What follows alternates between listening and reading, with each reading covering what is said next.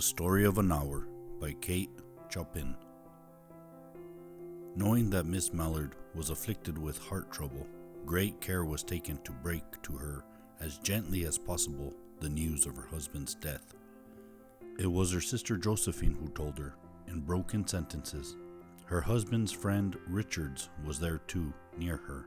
It was he who had been in the newspaper office when intelligence of the railroad disaster was received, with the time to assure himself of its truth by a second telegram, and he had hastened to forestall any less careful, less tender friend in bearing the sad message.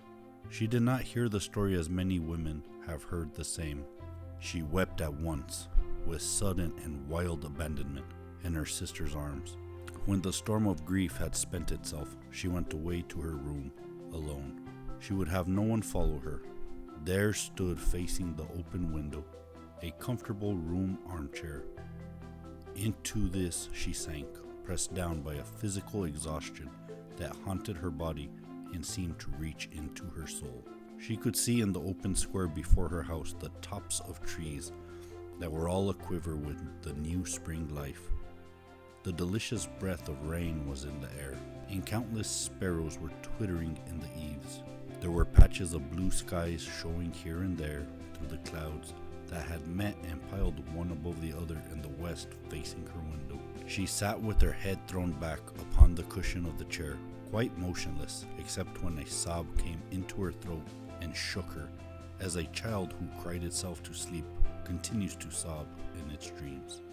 She was young, with a fair and calm face whose lines bespoke repression, and even with a certain strength, but now there was a dull stare in her eyes, whose gaze was fixed away off yonder on one of those patches of blue sky.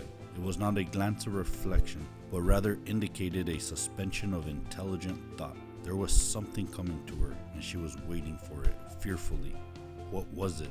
She did not know. It was too subtle and elusive to name, but she felt it, creeping out of the sky, reaching toward her through the sounds, the scents, the colors that filled the air. Now her bosom rose and fell tumultuously. She was beginning to recognize this thing that was approaching to possess her, and she was striving to beat it back with her will, as powerless as her two white, slender hands would have been. When she abandoned herself, a little whispered word escaped her slightly parted lips.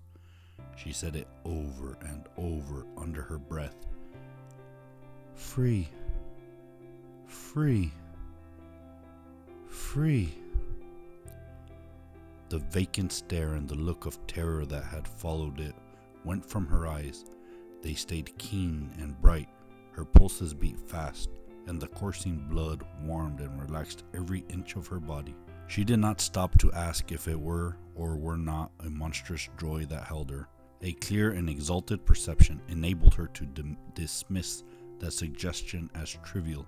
She knew that she would weep again when she saw the kind, tender hands folded in death, the face that had never looked save with love upon her, fixed and gray and dead. But she saw beyond that bitter moment a long procession of years to come that would belong to her absolutely, and she opened and spread her arms out to welcome them. There would be no one to live for her during those coming years.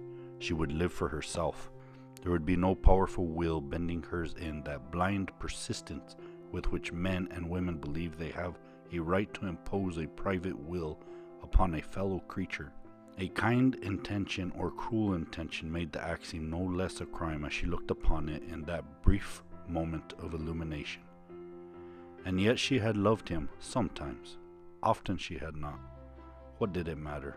What could love, the unsolved mystery, count for in face of this possession of self-assertion, which she suddenly recognized as the strongest impulse of her being?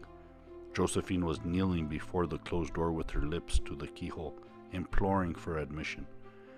"Louise, dear, open the door, I beg. Open the door. You will make yourself ill. What are you doing, Louise? For heaven's sake, open the door."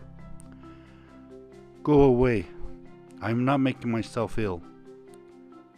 No, she was drinking in a very elixir of life through that open window. Her fancy was running riot along those days ahead of her, Spring days, summer days, all sorts of days that would be her own.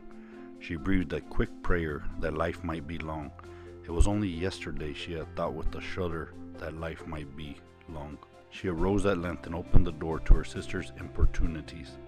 There was a feverish triumph in her eyes, and she carried herself unwittingly like a goddess of victory. She clasped her sister's waist, and together they descended the stairs. Richards stood waiting for them at the bottom. Someone was opening the front door with a latchkey. It was Brantley Mallard who entered, a little travel-stained, composedly carrying his gripsack and umbrella. He had been far from the scene of the accident and did not even know there had been one. He stood amazed at Josephine's piercing cry, at Richard's quick motion to screen him from view of his wife, but Richard was too late. When the doctors came, they said she had died of heart disease, of joy that kills.